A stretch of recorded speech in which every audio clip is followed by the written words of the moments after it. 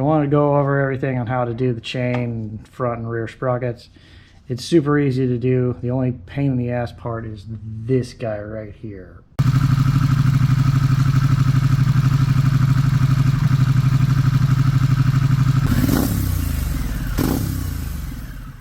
So this nut right here has two little grooves in it that locks it down to this. You can kind of see the grooves right there. I've already cracked it loose, but this was a pain. So getting a little 3mm screwdriver into here and having a strong enough screwdriver was a pain to find.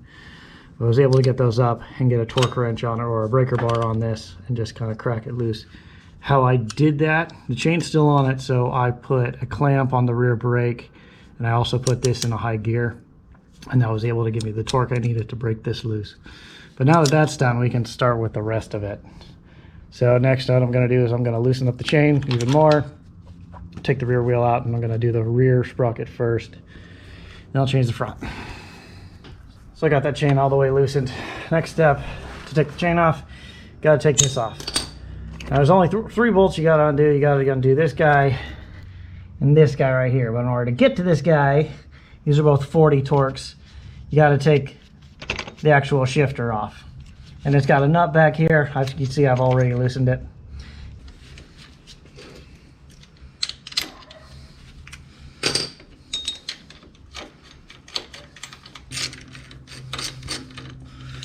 And just take that guy off. This is the thing I like about the chain. This chain's super easy to take off. With the wheel loosened, you can just take it off. Now you have to take the strut off too, but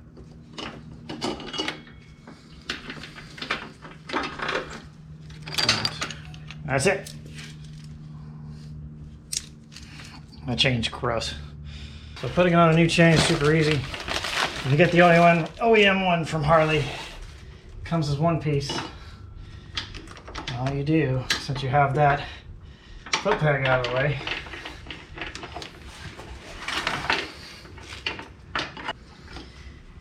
the chain should, just like that, go on. And from there, you just tighten up your tension with the correct amount. We'll throw this foot peg back on, and that'll be it.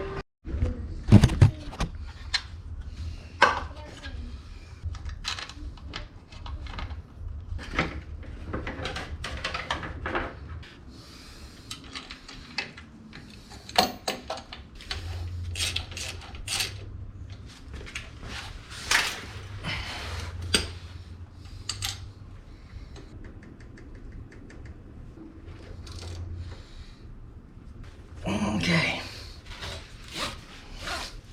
let's get it off the stand.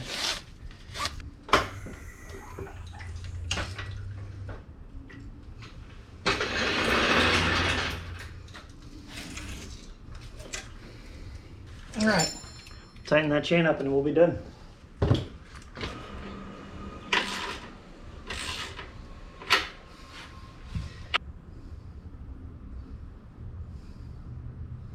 Well, let's hope that worked.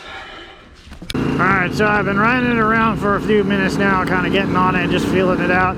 I haven't had any caution lights come up, so that's good. That means I put everything back together, right?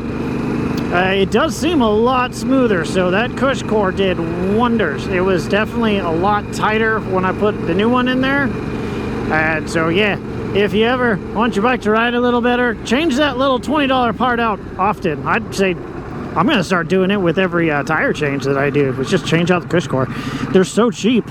They're super easy to put in. It's like, why not? Just do it. Because, yeah, it makes a big difference, that tiny little part. So it's back up and running, so there's going to be more videos out with the Pan America again. So if you could, please subscribe. It helps me out a ton. Leave a comment down below. Let me know if this video was helpful to you, and I'll see you guys later.